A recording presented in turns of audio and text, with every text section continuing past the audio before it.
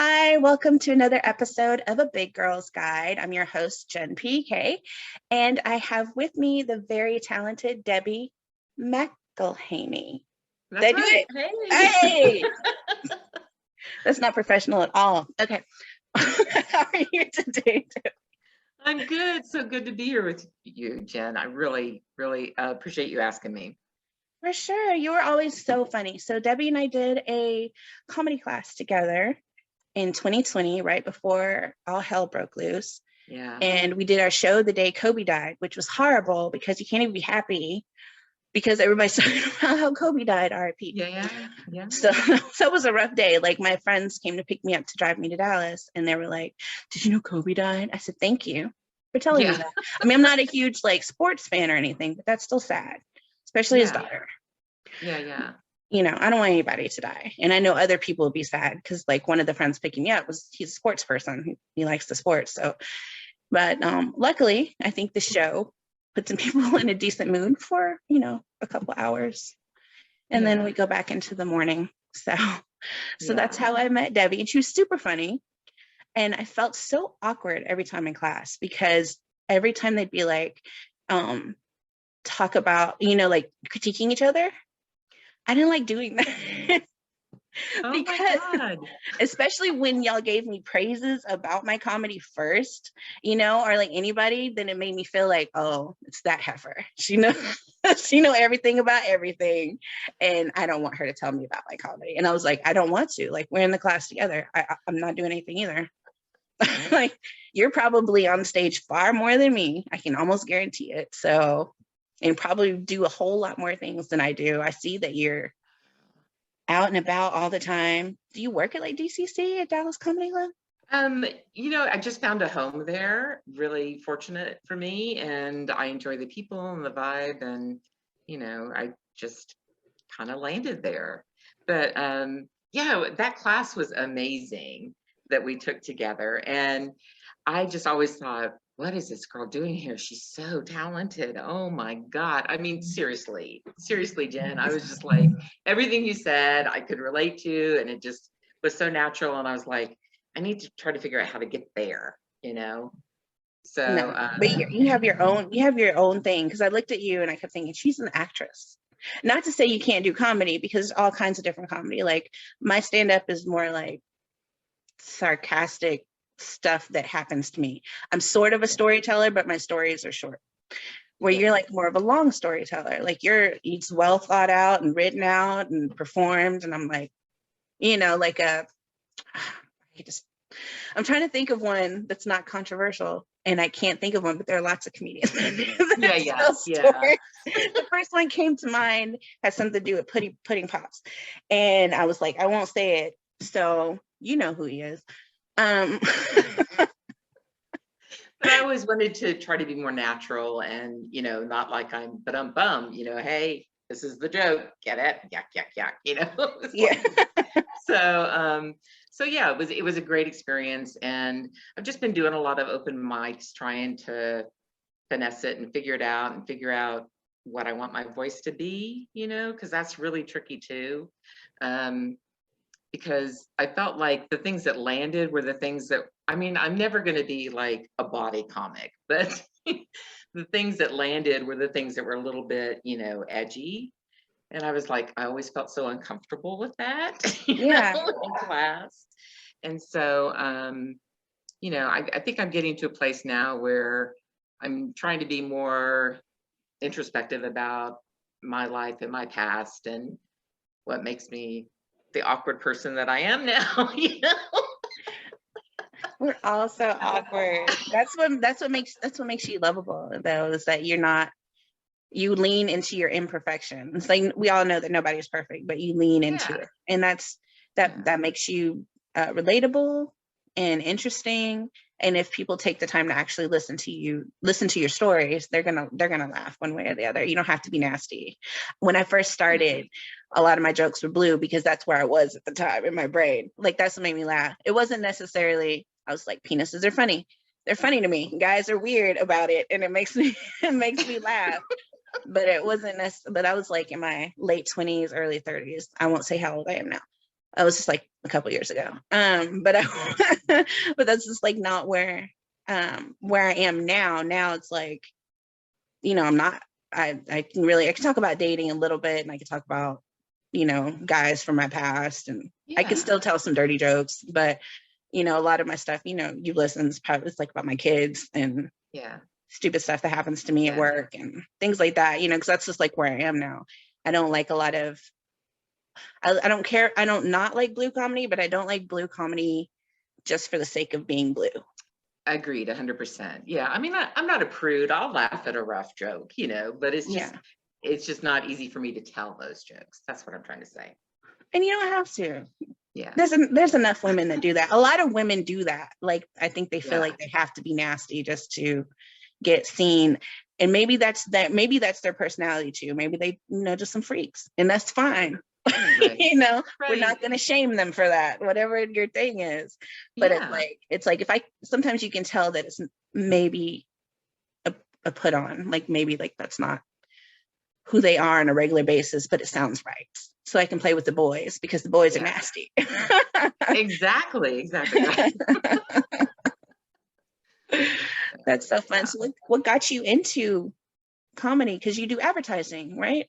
Right. Yeah. I make my living in advertising. I work with the video production department. So I do like all the administrative stuff so that they can get out in the field and shoot the commercials and edit the commercials. So I take care of all the contracts and making sure vendors get paid and, all that kind of stuff. So, there's definitely a need for it, and I'm really good at it because I can be real organized and, keep things flowing.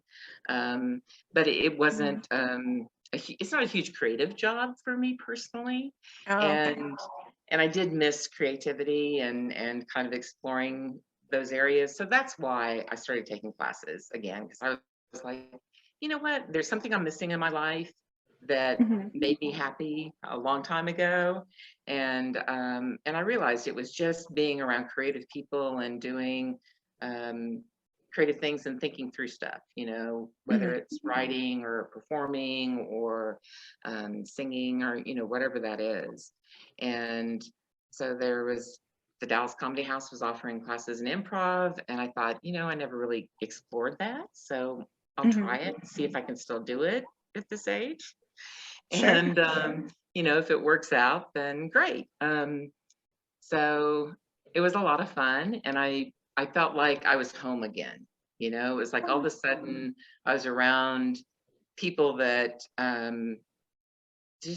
there's just a different feeling when you're around people that like to perform and stuff. Explore creative avenues. And after taking the improv program, I decided, you know what, I'm going to take sketch. I want to do more writing and, performing, because that'll break me back to my theater roots and something that I'm more comfortable with, where it's something rehearsed instead of made up on the spot. And I enjoyed sketch a lot. So then they offered storytelling, which I'd never done before. And I thought, this is really an interesting form of expression. Every storytelling performance I ever saw at the Comedy House, and some of them weren't necessarily funny, some of them were more dramatic, but every show that I saw was so impressive. And it's because they're telling stories from a truthful place. It's from a real experience that this person had. And, just the vulnerability and the honesty in telling those stories with an audience was very compelling. And, it was people from all walks of life. I mean, it was a teacher, that wanted to just try something different. Or, somebody that had to work on a presentation for work, and they're like, well, I'm not comfortable doing this, but maybe if I take this class, it'll make me feel better. Yeah. And I found it fascinating. I really did. How do you craft that story in a way that is appealing to an audience? And then the last class I took was the stand-up, and it was the one thing that I said, I will never take stand-up. I'm never going to do stand-up. Oh my God. And I was like, at that point, I'm like, well, I've been through the rest of the program. Why not just give it a try? If I fall flat on my face, I fall flat on my face. I mean, I'm only hurting myself. and really only hurting myself for not trying something, you know, that's pushing the envelope and pushing the boundaries of my comfort zone. Right. And I really enjoyed it, you Oh, know. good. And I found, just from going to the open mics and everything, I didn't know what the comedy world was going to be like in terms of like stand-up comedy. I just, Yeah. for some reason in my mind, I had it as it was going to be really competitive and people were going to be ugly and, you know, fighting for spaces. It's not that at all. I mean, that has not been my experience at all. I mean, people have been so generous and so kind, you know, on nights that you just didn't hit anything and had a really bad night and you walk off stage and they sense that and they're like, hey, you know what, come back next week, it'll be better. Yeah. I'm like, thanks, you know. Or just saying, hey, you know, when you told this one joke, this really landed, that's great, you know. So it's like, it's a backhanded way of saying, hey, maybe you want to focus more on this area, you know. Yeah. And I'm like, yeah, okay, that's right, thank you, you know, really. So you know, I'm not doing professional stand-up shows at all, but I am doing the open mics and just enjoying that and, you know, stretching myself. Well, that's good. Yeah. That's really good. Eventually you'll get the professional Yeah. shows. You're doing professional like improv shows and stuff like that. Yeah, I made the house team this year, so that's a lot of fun. We're doing the Herald format, which is something was a little intimidating at first, but we got it and, you know, having a good time. So That's so fun. I did improv as a kid. I tried to do it as an adult, but I'm just too, I don't know. It just doesn't go with my current personality, I guess. I didn't know any. I went to an audition and I was like, I don't know any of the little zip zap, I don't know any of the games and stuff. And I'm not comfortable being completely foolish. No offense, but there's a level of foolishness to the games and stuff like that. So I couldn't make myself do it. I was trying. I feel like I did really well with the scripts part. I was like, I can read, and you know, I'm an actress, but the playing and hey, like it's like, why? We're all it's playtime old. for adults. Yeah, I know. I know. don't think I was in like the that as a kid beginning either. So. And in the beginning, getting out of your head is really hard, right? Because you want to anticipate and think, but you know, just getting to that place where you can finally be a clean slate and just react. It's hard to get there, but once you do, it's like, oh, okay, I get it. You know, it's like that little light bulb goes off. Maybe I'll try it again in the future. I don't know, because that's like one of my things in life is that I feel like my inability to look foolish. I don't want to, keeps me from doing a lot of things. It's like I don't want to. I'm not ready for the comment section.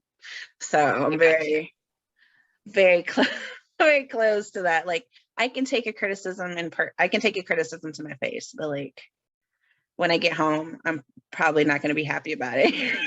I'm probably not going to be happy about it. I can get through the meeting, but I'm going to be like, how dare you? I was amazed. There's some times where you're on stage and you hear people going, what is happening? You know? You're like, okay, just go with it. Have fun, you know? As long as you're having fun, that's really all that matters. Yeah, yeah. And if you're having a good time, the audience they'll get there with you, you know? Yeah. That's kind of like stand up too. It's like, if I think it's funny, it's hilarious. Like I'm just really just trying to make myself laugh. If you laugh too, that's fantastic, because that's kind of addicting. Like you want to hear that laughter, and if you don't, you're like, that's what I told somebody. Like my first time I went to a club to try an open mic, I just was like, it was like a bucket list situation or whatever. I was like, I'm gonna do it. Like I was recently divorced and I was single, and my kids are still little, but not like little. So I went out one night and I was like, I'm just gonna watch this thing. And then like the comics there were just like, you know, go try it. And I was like, I haven't written anything. Like I don't do this. I was just looking, and I just made up some stuff. I sat down with a napkin and I made some stuff up, and I went up there and I did my 3 minutes and I got a lot of laughs, and I was like, I like this. And then it was kind of like, I'm gonna do it, but I swear if I hadn't gotten any laughs, you probably wouldn't know me. I I would not have done it like at all. But I haven't, I did it for like 2.5 years and then took a break because my kids missed me at nighttime. I felt bad. So I was already working like 2 and 3 jobs, and then I'm gone doing something else that I don't have to do because I'm not getting paid for it. Right. So Right. and then it was just finding the courage to go do it again because my best friend was just like, you should go do it. You got to get in comedy again. You're funny. And I'm like, I don't have the time for that. And then the scene, I think I came out one time some years ago for about a month or so, just trying the different open mics, and the scene had changed completely from when I did it before. Like a lot of the people that I was with had graduated to LA or something, Right. So then it was like a bunch of new people, and it was like, where did all these people come from? Because I swear there wasn't this many comics in the world. Now there's like 100 people in this open mic. Now we're here till 3 o'clock in the morning, and I'm like, Right. no. And I was starting at the bottom again, when you'd work your way up from the chairs to actual being in front of people.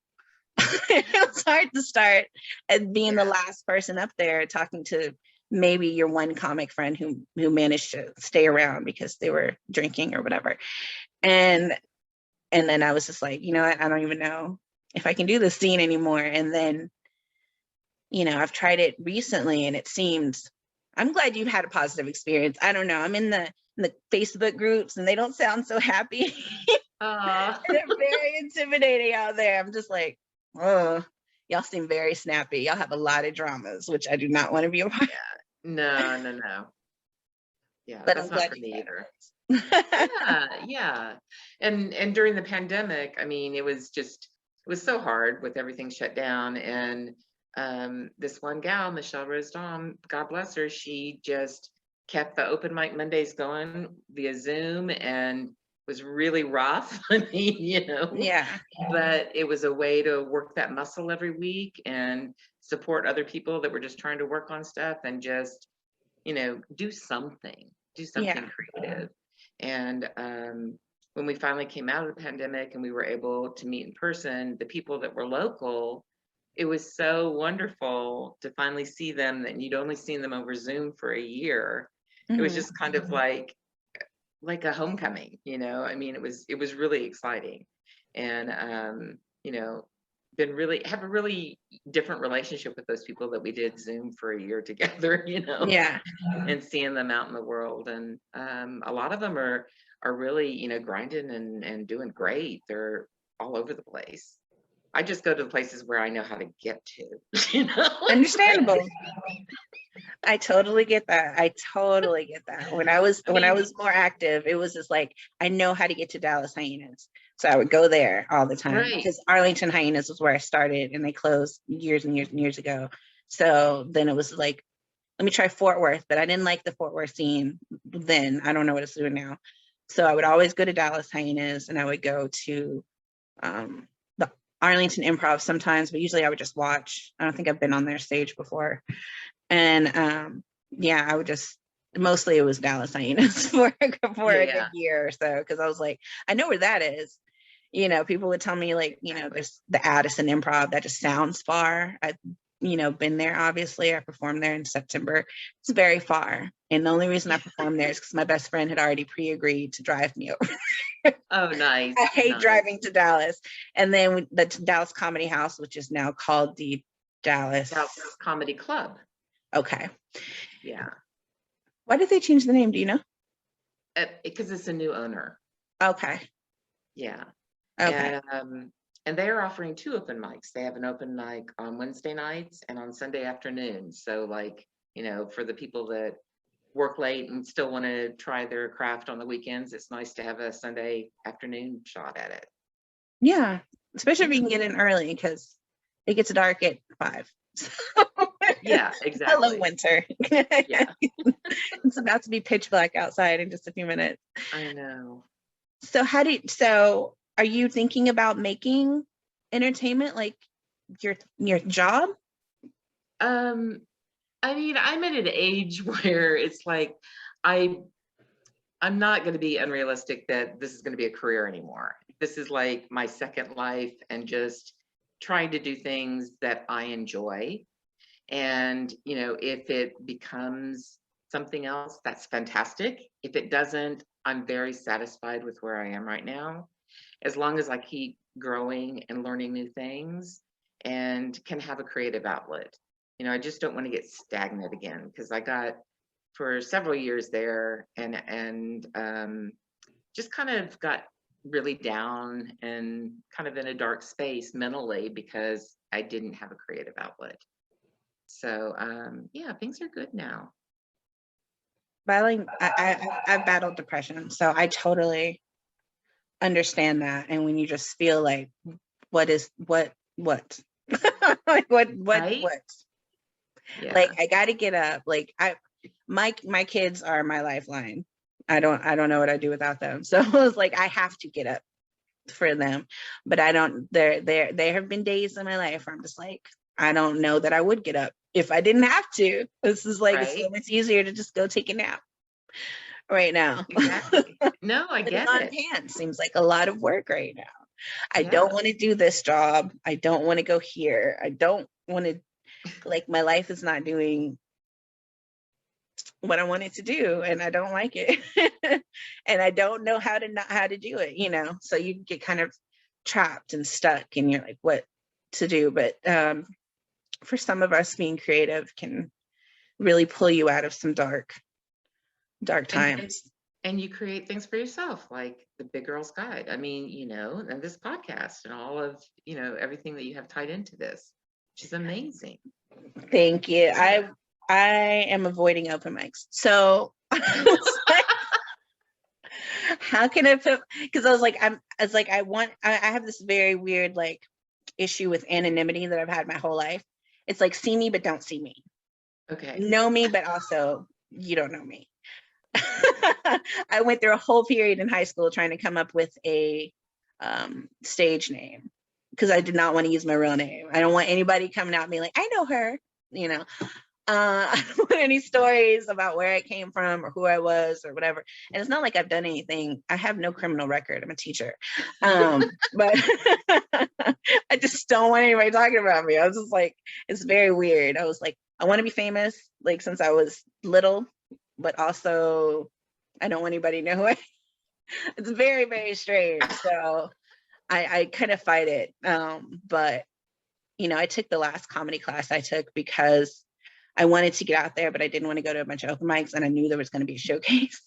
Right. So I was like, I'm going to do this, get this out. And then, then I'll get to do the stage thing without having to go night after night and sitting there listening to people who may or may not be amusing, honestly. And just waiting to be the last person, It's like 50 people just listen to that nonsense, and one person gets to hear this amazingness coming out of my mouth, and that's not fair. Absolutely. But and also I teach at night, so when I get off work and I shut the computer down, I'm shut down. And so it's like to think about getting up and going out into the night and sitting in a bar or something has not been appealing lately. And so I was like, I think I'm gonna start a podcast. Everybody else is doing it, which was hard because I was like, who cares about what I have to talk about? that's another issue. What they think, just do your thing. Do your thing. Because it's very, podcasts are weird. It's just people kind of rambling in a way. And then that's why I won't do any solo episodes, because I'm like, then I'm really just going to be talking about nothing. So if I have somebody here, then I can catch it back. Like, you've gone off on a tangent. Let's bring it back in. There's somebody else involved. But if it's just me by myself, I might be talking for 4 hours about absolute nonsense. So we'll just. I don't know. I might want to see that. That could be cool. You're gonna see me spin out on YouTube. That would be awesome. That'll be what goes viral, is when I finally spin out. And I don't know that I want to be viral. I'm scared. It's a scary time. So the name of your episode is A Big Girl's Guide to Changing Course and Remaining a Force. So it's like changing course in your life, but still staying strong and going through all the changes. Have you had a lot of experience with that? Like having to change where you are in life? Yeah. I mean, early on, I studied theater and music in college, and worked for a while. We learned everything. So in order to keep working in the theater, we learned about costume design and set design, lighting, stage management, directing. I mean, everything. So Mhm. that when you were in the lean times between shows, you could still, put food on the table. So I did all of that. I directed, I stage managed, I worked in a costume shop, I did acting, and I was having the time of my life. Mhm. And then in my late 20s, my father passed, and my mom just couldn't handle it. She Mhm. just really struggled without my father. And I realized she came from a different generation. She went from my grandfather's house, to my dad, and Mhm. had never really lived on her own. So my idea was I'll come help her out, set her on a path, and then I can go back to my life. And unfortunately, it didn't work out that way. She ended up depending on me more than I anticipated. And my father, we grew up. I was an Air Force brat, and then he became a pilot with Delta. So Dad traveled a lot. I mean, Yeah. even before he passed, I mean, Mom, had these two kids, and she did stuff with us all the time. And I kept saying, "You always were taking us out and doing things. I don't, you know, I know it's hard without Dad, but you still are an incredible person and have so much to give. I don't understand why this is shutting you down so much." And she's like, "Well, he would always come home, Mhm. you know." Yeah. And so, I mean, not to bring it totally down, but just talking about, changing gears. Mhm. Um, so Good I start. ended up having to adapt, and then unfortunately she got ill, and I had to see her through that and her passing and taking care of the estate. So after that, it was like, well, so I missed that opportunity. I never got married. I never had kids. And I always thought, I was going to get married, have the 2.5 kids, and, white picket fence, the whole 9 yards. Um, but it just wasn't meant to be. Um, so that's why when I found the Dallas Comedy House and started taking classes again, it was like getting in touch with that creative spirit, and it just rekindled things for me. And I was like, you know what? It doesn't matter how old you are. If something is important to you, go for it, pursue it, whatever it is, you Mhm. know, and if it feels right within your being, just you got to go for it. You really do. And you end up getting so much more out of that than any other person can give to you. I mean, for me, and so much more, than a job can give to you either, really.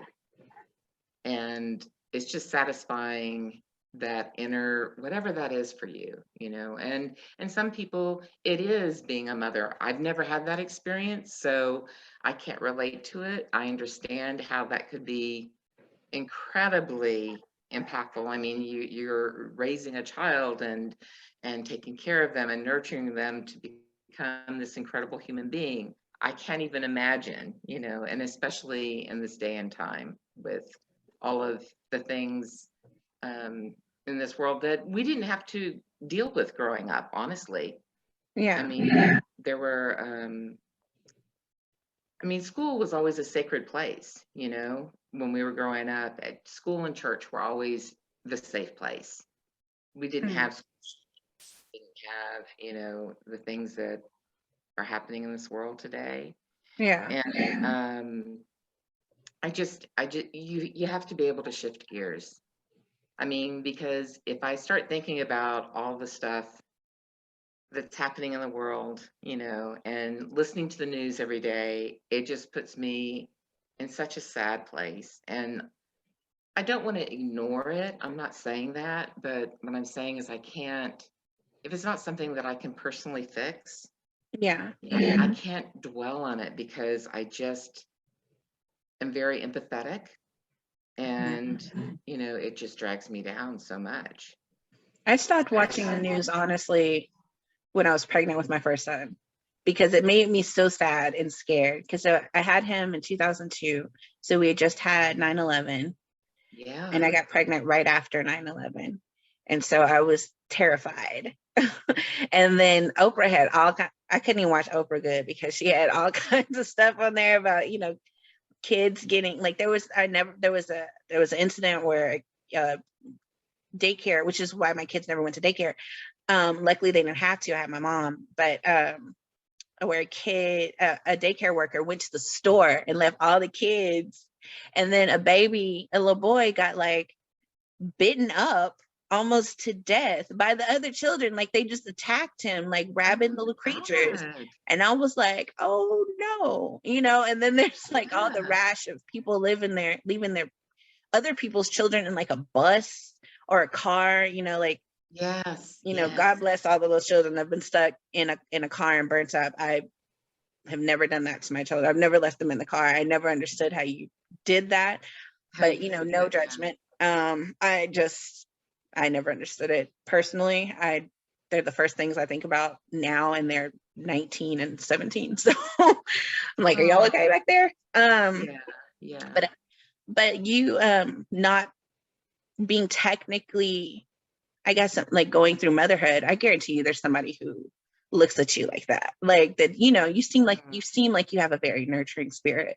I've been around you and you're very sweet and you just look nice. Like, you're so sweet, and people it was very hard not to like you. And I'm sure there's somebody who looks at you like a big sister or a, you know. And maybe, did your sister have kids? My brother never had kids either. Oh, you have a brother. I'm sorry. Yeah, no I thought worries. you said you had a sister. I'm not a good listener. I'm sorry.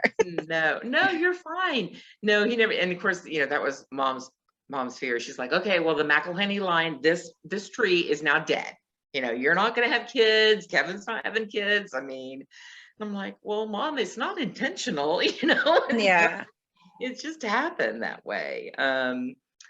Yeah, I think I hear what you're saying. And yeah, I am very nurturing of my friends and the people around me. I care about people deeply. I really do. And you know, want to take care of them and look after them. But, you know, I think that also could be a fault when it comes to men, you know, because a lot of guys just look at me like the baby sister they want to protect, or, you know, or the mom that they want to come to for advice, right? Or cash. Yes. So yes, I have been treated like a big girl in the past. I will not have that. But I get it. Like, you end up like taking care of people. Like, are you okay? Yeah. Come to my bosom. Yeah. Right? Yeah. And then you're like, wait a minute. No, you didn't come out of my body. You need to go do your own shit. That's right. I get it, girl. And you are better than that. You're too cute for that. Don't let them big girl you. I'm telling you, it's a real thing for sure. It is. They will try. They really do. And I used to be harder for me to tell. Or maybe I could tell and I just went with it. I don't know. But yeah, I have been single for a good 5 years now because I refuse to play that game, people. I don't want to. And it's hard because there's either, like, on the flip side of that is the chubby chasers. And I don't want that either. I don't want to be your weird fetish. Right? No, I get it. It's like, I don't know. Like, do you like me for me, or you like me just because, I don't know. It's all the curves or whatever you want to call it. I mean, honestly, I'm at the point where I would love to have somebody, you know, a companion to go out to dinner with and see a movie and see some shows, and start with a good friendship, you know. I mean, and if it evolves into something more, then that's wonderful. I mean, honestly, you know, I have no problem with that. But I think it's good to start from a friendship point of view. You just don't want to But get stuck in the friend zone. don't want to get stuck there. Exactly. Yeah. Exactly. Which But is to have hard. somebody to share your interest with, I think is incredible. I already told my kids if I'm single by the time I'm like 60, I'm just going to look for a rich gay guy. And then we're just going to get married and he can do whatever he wants to do over there. And maybe I'll do some stuff over there. Cause I used to say I would just be Blanche from the Golden Girls. Like I just do whatever all the time. Yeah. Because by then, you know, I have my kids young. So but by that time, you should be good and grown with your own situation. Don't worry about what I'm doing. And I've already told you, this is who I'm going to be. Like I've already So don't be warned you. surprised when it happens. It's just, this is a part of the plan. My son was like, I'm going to remember to tell your grandchildren one day your grandma sat down and said, I'm going to marry a rich gay guy and he's going to be your stepfather. And I was like, yeah. And then you can look and say, oh, look, there's Grandpa Harold or whatever his name is. Yeah. I was like, that sounds perfect. We can go do stuff together and hang out and, you know, we don't have to touch or anything. And it's great. You don't want anything from me. Jen, I think you're selling this to me. Maybe I need to rethink things. Yes, and then you have that good commitment, and then he's got, money, so your house would be amazing. Right. It would be great. And then, if you want to go have some fun and he wants to go have some fun, you just have fun and you come home and talk about it. If you want to, that's your bag. Yeah, right. You know what I'm saying? No sharing, but we can share verbally. We can talk about it if you want to. It might be fun. You have somebody to cuddle when you just want that, because that's all they want is maybe a hug. Yeah. Maybe curl up and they're not going to want anything else. And that's great. That could work, yeah. I hear you. You're the epitome of my rule. Big girl rule number 186. Don't stress. Life never goes as planned. Because you had a plan. We all do. We all have a plan. Like I wasn't supposed to have kids till I was 26. I was supposed to marry JC from NSYNC or Jonathan Taylor Thomas or Justin Timberlake. None of these people do I know. So, like when my 20th high school reunion came around, my friend was like, my high school best friend, she was like, hey, we're going to go. And I was like, I told you years ago, 20 years ago. I will go if I'm either skinny and can really look crazy at these people, or if I'm married to Justin Timberlake. Right. Neither of these things have happened. So, and you're married. So that's a whole nother dimension of being third wheeling. And I'm not going to do that with you. Right. You get to show off your husband and your kid. And I have fantastic children, but no man. And he wouldn't be Justin Timberlake apparently. So that's okay. I don't need to see them. Everybody I need to know from high school is on my Facebook. You follow them, stalk them, take care, see what's going up and catch up that way, right? We just like things like, oh, look at your kids, and sometimes I'm like, who is that? Like every once in a while I get like a request from somebody and I'm like, first of all, who are we friends with? Right. And then I'm like, okay, you look like school people. So then I send her a screenshot and I'm like, because she has a much better memory. I've tried to block out as much of my childhood as possible, but she has a good memory. And I'm like, is this somebody from high school? And she'll be like, yeah. And I'm like, nah. And I'm like, I'm not adding anybody new. I was going through some of my old journals and I found this like Jennifer plus somebody in there. And I was like, I text her and I was like, who is this person? Is this a real person or a TV person? Because I'm not above writing my name plus that other person. And then you do like the numbers where I've been boy crazy since I was a child. I was married to Tom Cruise and Charlie Sheen before Charlie Sheen was like, right. Charlie Sheen. So I was like 5. I was supposed to be with Leonardo DiCaprio years ago.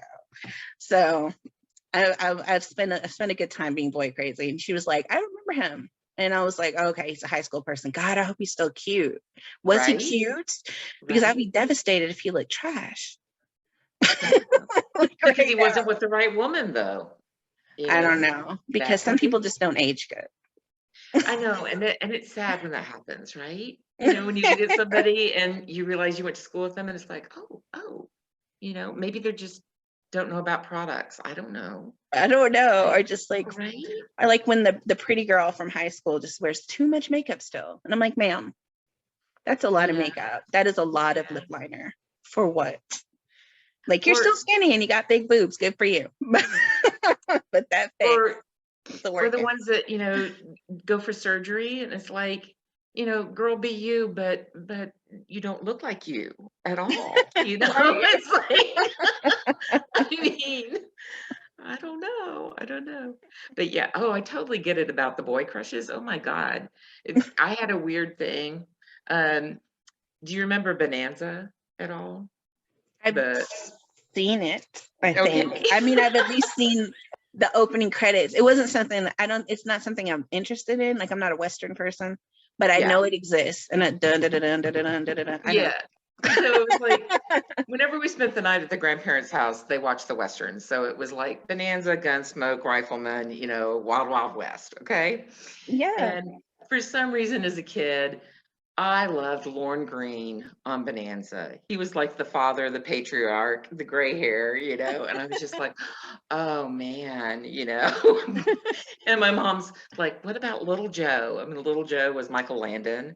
And I'm like, no, he's a wimp, you know. I like Lorne Greene, you I need a know. man. You know, he took care of the ranch and the family and the cattle, and it was like, yes. So Maybe you need a big, strong man. maybe I just haven't found that gray-haired man yet. Yeah, you need to go to Yeah. like a ranch or something. We do live in Texas, so That's right. It's there's got to be possible. somewhere. It could So, happen. fellas, if you happen to pop up on here and you know there's like a rancher, farmersonly.com is a thing. Yeah. If he's got a Lorne Greene vibe, hey, I'm in, you know. A nice, what is it, like salt and pepper, like nice silver Yeah. fox. Silver fox. That's There's what something about a nice head of gray hair. Yeah. on the right people, like Steve Carell as he aged. It's kind of hot now. Yeah. You know, Like, Steve Martin always had the gray hair, you know, and not that, you know, looks wise, I was drawn to him, but you're drawn to his he's personality and very everything funny. that he Funny guys does. are good. Yeah. Oh my God, he's hilarious and he's so brilliant, so intelligent. I mean, his writing is amazing. And you know, he's a musician. I mean, he's got a lot of things going to. So Is he Steve Martin. single? Is he single? No, he's married to a beautiful actress. Okay. Maybe there's somebody in his circles. He has a cousin, so Steve Martin's cousin, Yeah, brother, something like that. If you have just some sort of putting talent, it out to the universe, you know. Yeah, somebody Steve Martin-ish. Debbie is looking for you. that would work. That would work. Have you watched that Only Murders in the Building? I have. Have you seen it? I watched about, I think, half the episodes. I think I'm gonna re-watch it from the beginning and then go back into it, because at some point I think it was on while I was doing stuff. So I was watching it. Distracted. Yeah. So I think I want to go back. It's a lot of fun. And you know, it's about a podcast, right? They're putting on the podcast and you know, like the guest stars with Nathan Lane and Sting. I love Nathan Lane. I did see the Sting one. I did see that. Sting as Sting. So my sister was like, it's Martin Short. Martin Short did it. I just know he did. I don't know because I haven't watched all of it, but my sister has told me that she believes, without watching the show herself, that Martin Short is the murderer. And my youngest son said that too. He was just looking at him and said, he just looks shifty. Well, poor Martin. That's just a poor guy, you know. And I actually love this role that he has for himself in this. You know, he's very diverse. You think of Martin Short and you think like Goofy, The Three Amigos. What was it? Not Gilbert. It was like, what's his name? With the that character that he did on Saturday Night Live. Yes, it makes me mad because I used to watch the cartoon and I can't think of it, but you know what I'm talking about, with the pants all the way up to forever. Yes. The nerdy guy. Yeah. And then of course, you know, his iconic role in Father of the Bride, also with Steve Martin, you know, caterer. They tend to stick together, so that's good. So a lot of those are kind of really wild out there. This is a more grounded role, I think, for him. You know? And I enjoy seeing something different from somebody like that. You know, it's like when Yeah. De Niro started doing comedy. I love seeing him in Meet the Parents. You know, that was really wonderful to see something completely different from him. You know. Yeah, because he's usually just like the scary gangster, but he was also a scary gangster, but kind of funny. Yeah, exactly. Right. But my son really likes Robert De Niro, so we watched a lot of gangster movies like over the pandemic, because he was stuck. My oldest son and I got COVID. My youngest son did not. So my youngest son was stuck in his room for like a month. So he would text me or call me and be like, "Can I watch Casino?" And I'm like, "Casino? Oh, last night I watched The Godfather." What? I mean, he's old. I watched a lot of stuff I wasn't supposed to watch when I was younger too, but I was like, he's, mature enough to, he's not a psycho. So, but I was just like, what? So I've seen Goodfellas like 3 times already. He's always trying to make me watch it. Django is his favorite movie. I'm just like, what are we doing? I know, right? I've seen a lot more Robert De Niro over the past few months than I have probably my whole life. He's very interesting, and he's kind of funny all the time. If you like, there's a little comedy in there because you're not going to mess with him. He can kind of say whatever he wants to, and it's funny, and you're not gonna mess with him. It's funny. It's like Joe Pesci. Joe Pesci is very funny, but also he's scary. Yeah. Yes, for sure. Like and Christopher Walken also. Christopher Walken. He can be very scary, but then he's got a great sense of humor. Yeah. Really and that voice. I know, right? How amazing to have a voice that people can mimic.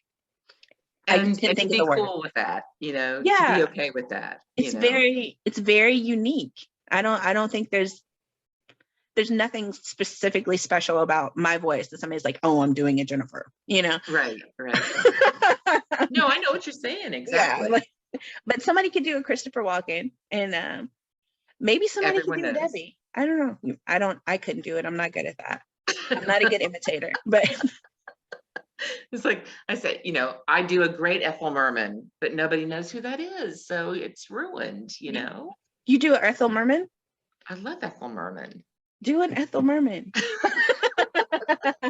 Okay, to get back from the mic a little bit. So there's no business like show business, like no business I know. That's Ethel Merman. Uncanny. I mean, it's like listening to the show, right? Exactly. Exactly. And that right there, then they're going to know who it is. And do you sing like Ethel Merman on a regular basis, or is that just for that? No, I finally, got that out of my system. So. Okay. No, I like to sing like jazz standards, and I do like Broadway musicals. So that's, part of my wheelhouse. But, and over the years, my voice has gotten a little lower. So now it's fun playing with that and, getting into some of those jazzy numbers. It's like, I remember in the 1980s, I got to see Lena Horne perform live in San Antonio, and it was a huge theater, and we did have orchestra seats, but I mean, it was still a massive place. But she came out on stage, and I swear she sang the entire show to me. It was just me and her. Everybody else was gone. And it was, I've never experienced anything like that before, and never again. It was amazing.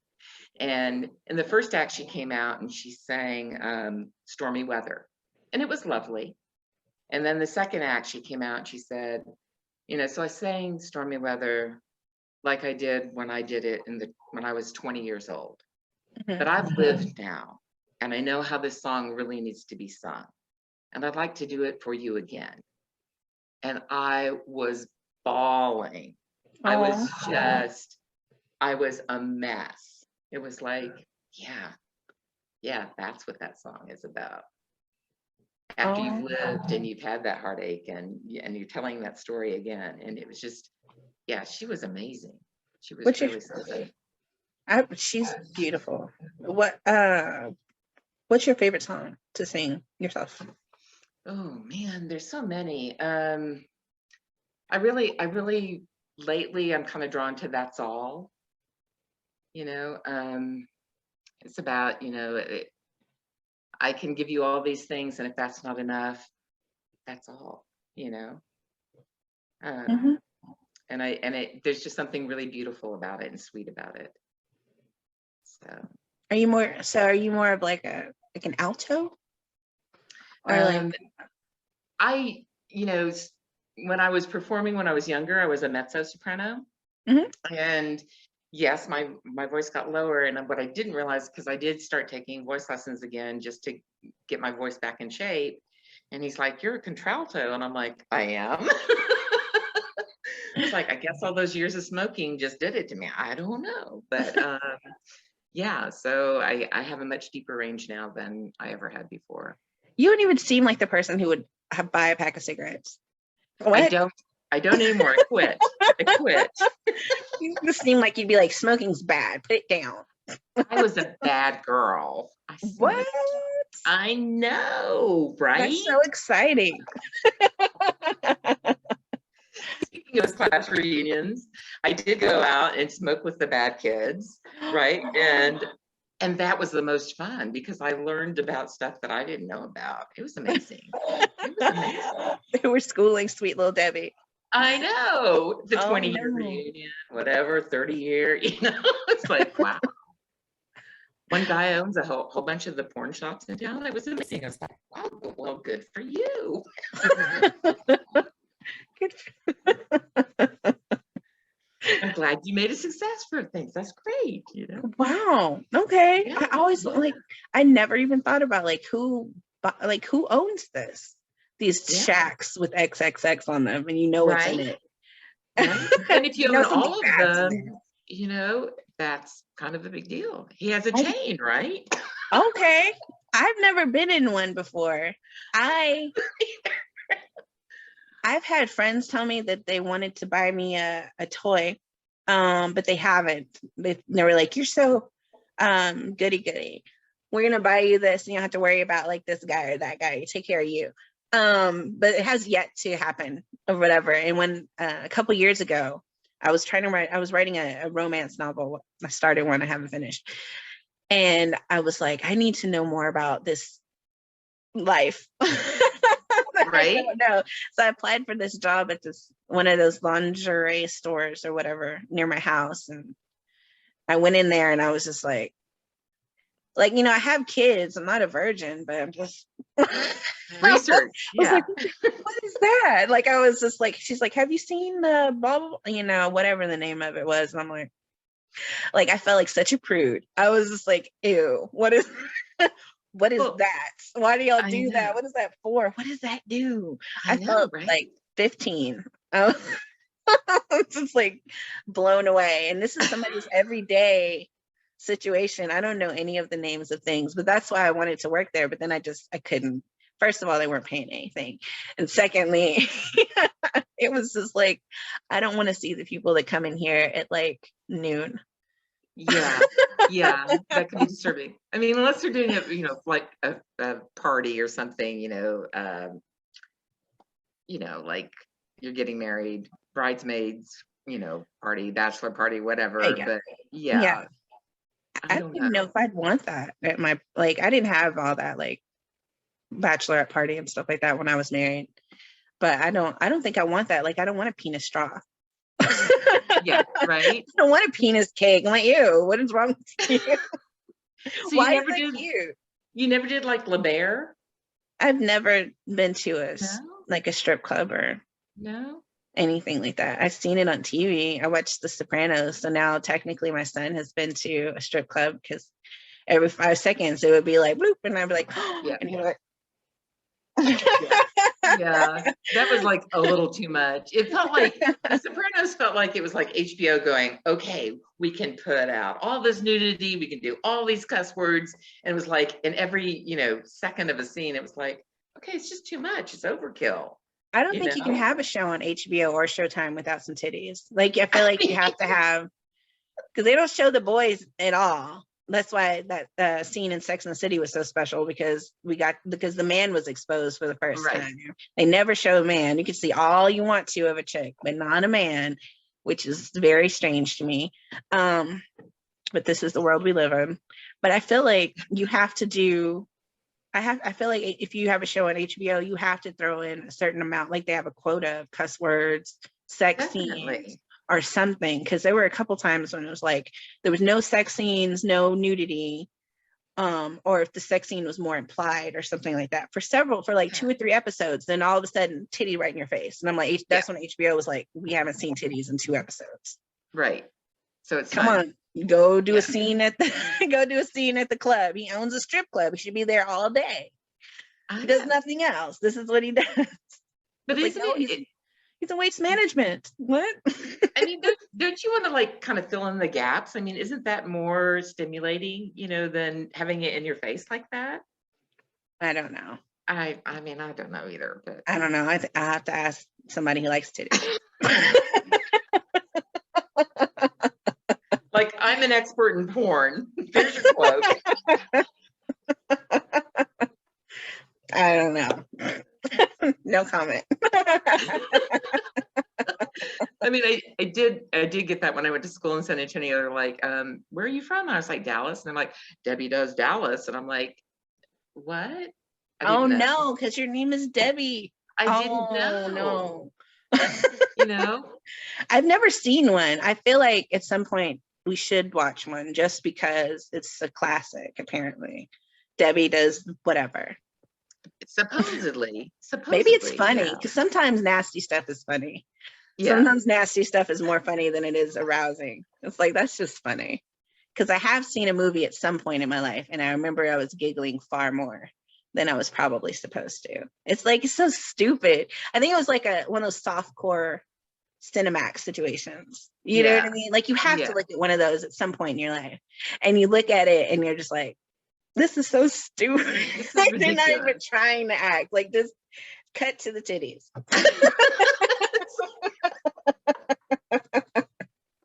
That's just like all we're here for. We're not here for the storyline. We don't care about her. Right. Somebody coming to drop off a pizza or whatever it is, and they can't pay for it. Like, so okay, I guess that's the truth. That's the worst thing about nasty movies, though. The guys always look trash. They always go they want to get the hot chicks, and most of the time, at least she's a butterface or something. I don't know, but her the girls always look way better than the guys. And so I'm like, who is this a fantasy for? Not me, because he is ugly. It's like, this is not for me. So it's not fair. So maybe there should be some more women-centric nudie movies out there. I think so. I think they tried with that. What is it? That 70 Shades of Grey or whatever that was. I've never seen that because I read like part of a chapter and it was so stupid. It's kind of stupid. And then I read some reviews of it where people were just like, why does she still have a flip phone in this area in time? He seems like a stalker. I was like, how is that sexy? Just pop up at my job talking about, this is where you gonna go? No. I mean, I guess, it's like, I didn't know much about S&M, so I learned a lot about that by watching it. Okay. It's educational. Yeah, I remember there was some CSI episode early on, and it was about furries. Okay. And I didn't know anything about that. I was like, is this real? Is this a real thing? I mean, they're doing a story. I guess it's real, It's real. I know, so bizarre. It's people are dressed up in like mascots, having a good time. I know. And I guess, whatever, do your thing. People like to role play and come up with little scenarios for themselves. It's very, I know. I'm just not that creative. I don't know. How does that work in the costume? I'm like, maybe it has flaps. Maybe, yeah, like those long john pajamas or something with the little butt flap. Yeah, maybe there's flaps. Or maybe it's just a dry situation. Yeah. I do not want that costume back. I don't know. At the rental shop. No, thank you. You keep it. I don't think you should be able to rent those. I think that's yours now. You own it. Yeah. That's all you.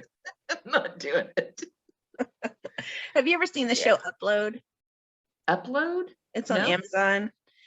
It's like where when people die, their minds get uploaded, and so like there's this whole world or whatever, and so people who are still alive can interact with them in some sort of way. Oh. So they had these like suits that people would put on so that the real person, the person who's still alive, can feel the person as they're doing things. And I was like, this is where we're going in life. Just wow. like, I guarantee you somebody on this planet has that suit. Somebody Elon rich. Musk is working on it. Elon Musk, Bill Gates. Bill Gates seems like a super freak. So Yeah, he's probably got one. He just hasn't, he's not willing to share it with the public just yet. Jeff Working out the Bezos probably has kinks. two.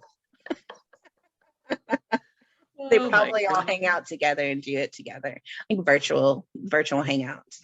Yeah. Because suit people are weird. My kids have already determined they will never own a suit because of all the movies they've seen. They're always like cokeheads, and then they're angry, and they have their sexual deviance. And they're rude. They're like, okay, I'm never owning a suit. Like, I might have slacks, I might have a jacket, I'm not gonna wear them together. I'm not gonna be a suit person.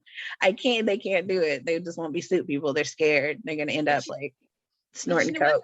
There's something nice about the vest only. You know, the shirt, the vest, and the pants. There's something nice about that. I don't know. I have to see if that's going too far for them. But suit people maybe are right on the border there. It's like they're just always going to dress and like just like I dressed them for church back in the days. Nice. If they have to dress up. You did good, Mom. I like them in little suits because I was looking forward to going and buying them suits when they got older, like when they felt like they would like finished growing or something. Yeah. The suits are expensive. But they were like, nope. And I was like, well, when you get married, that's not the kind of thing we're gonna do. We're not gonna wear suits. She can't tell me what to wear. They can't tell me what to wear. Okay, whatever. Raise some independent men. That's wonderful. They gotta do their own thing. That's right. Oh, I forgot to tell you, you were talking about your crush on Bonanza. Yeah. My old person crush was Davy Jones, because me and my sister used to watch the Monkees, and I was devastated to find out that he was old enough to be my grandpa. He was very cute.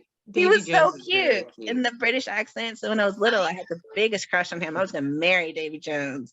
And then, like later you find out, oh, he's elderly.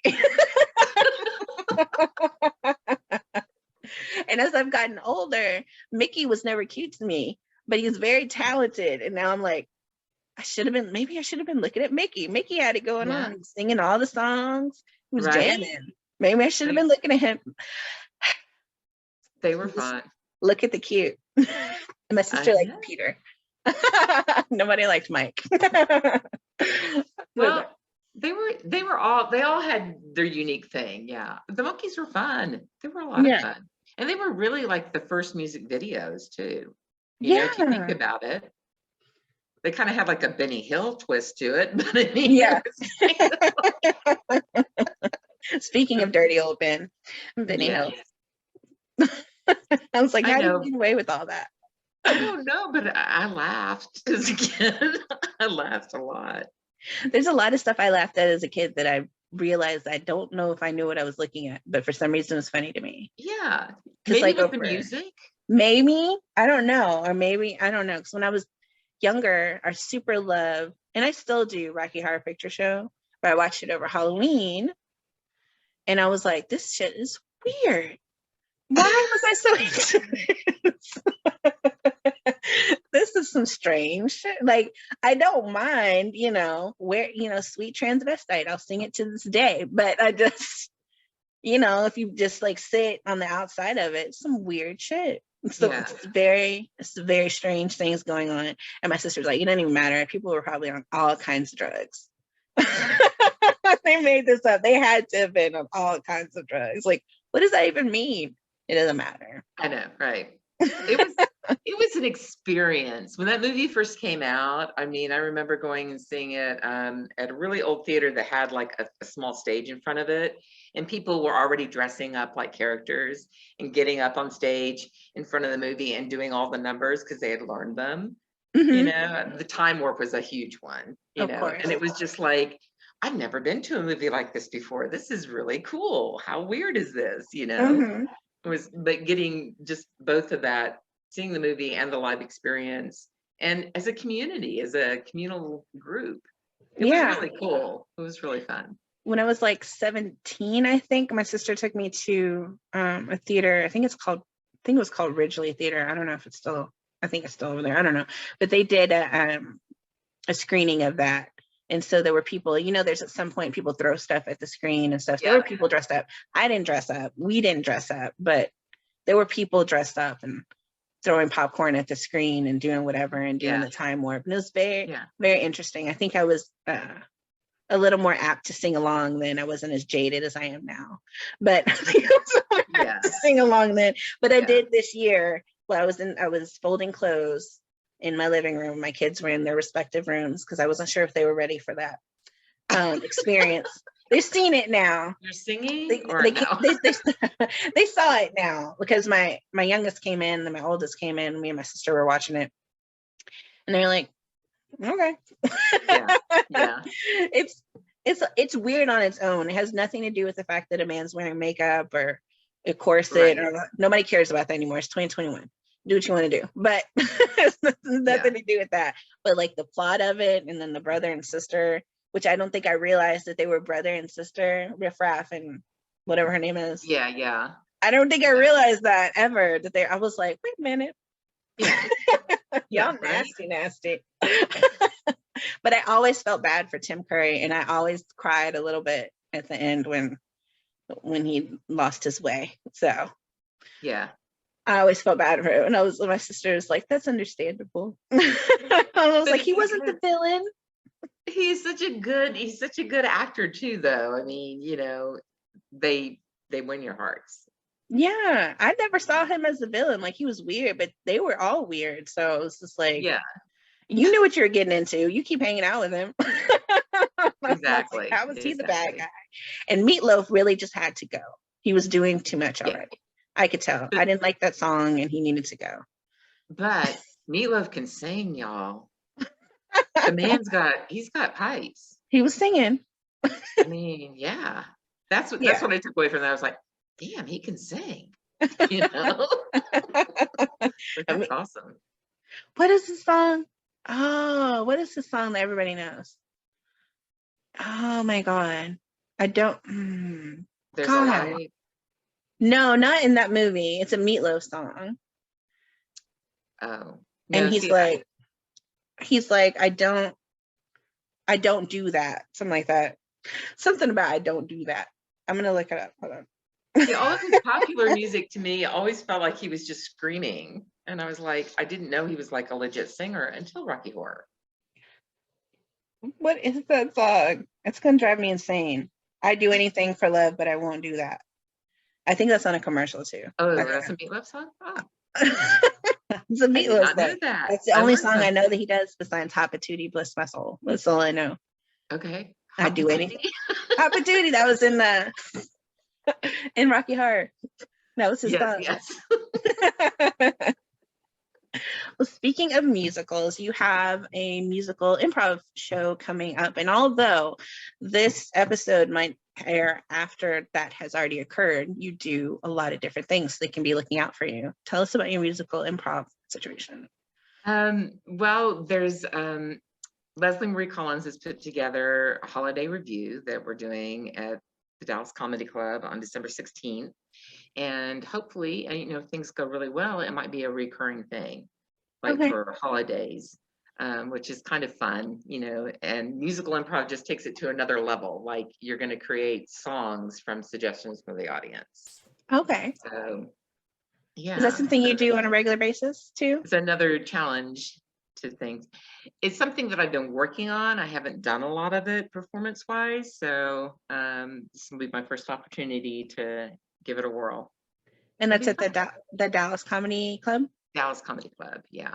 Oh, fun. And right now, on Wednesday nights through February, I perform with All Time Faves, and they're awesome. They're really fun to perform with. And I try to do an open mic on Monday nights, but I may be taking classes for the next 8 weeks. So I'll have to get back to that.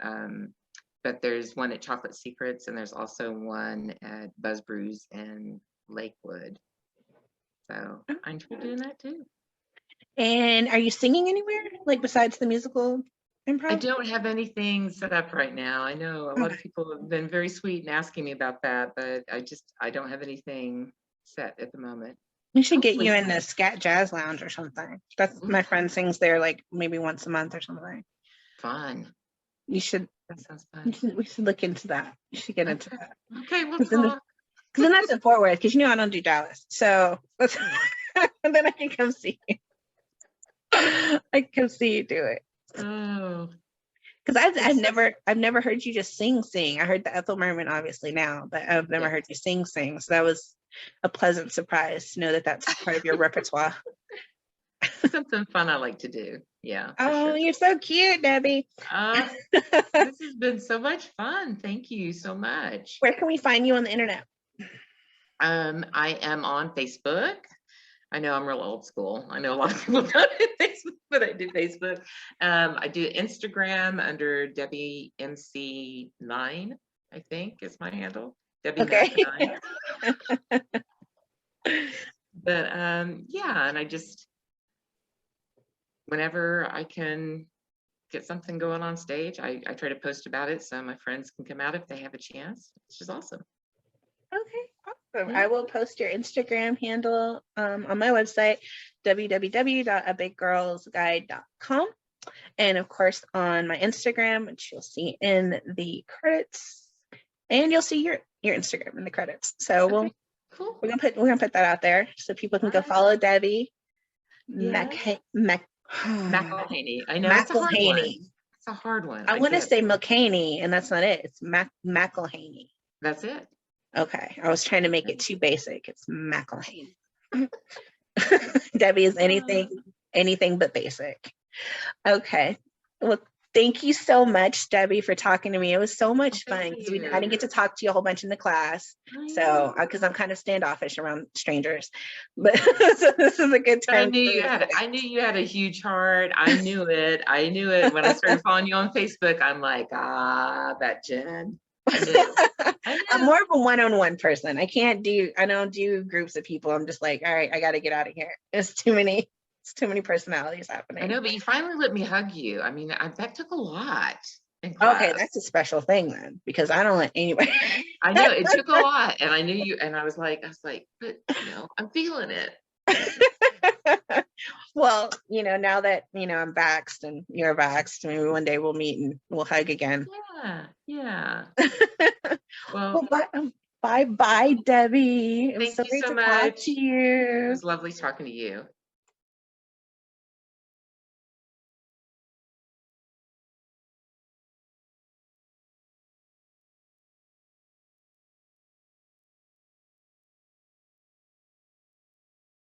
I can give you all these things, and if that's not enough, that's all.